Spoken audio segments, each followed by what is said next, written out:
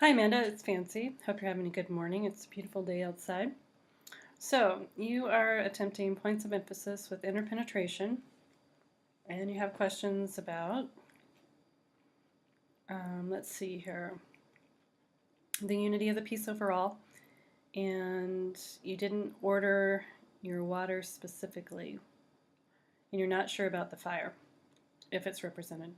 Well, you definitely have areas of fire represented. Anytime you place your perceptual opposites next to each other, such as you have in every case, here, here, and even here, you have fire. And you also have areas of water, but you don't have a lot of water. So this water tends to be in the middle of your scale. The steps in the middle of your scale, the chromatic grays. And right now you have little rivulets of water kind of running in between your points of emphasis. And what you want are, as Linda puts it, lakes of water. So you want much larger areas of water and probably less fire.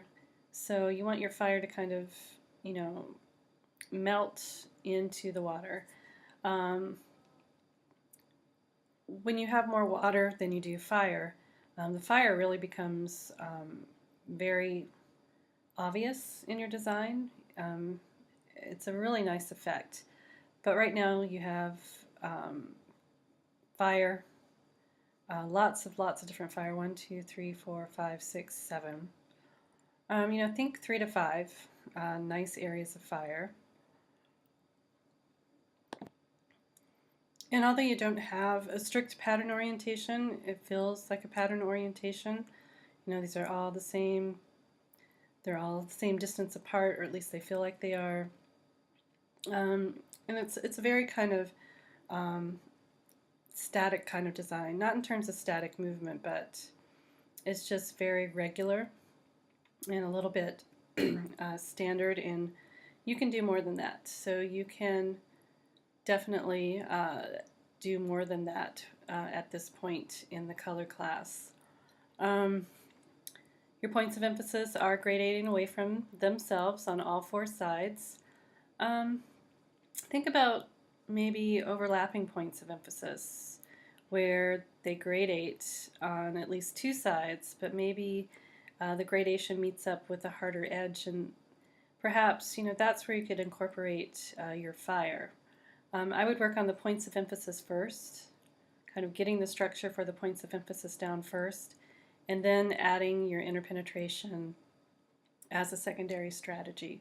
I think if you concentrate on one strategy first, that you will have a more smooth design process.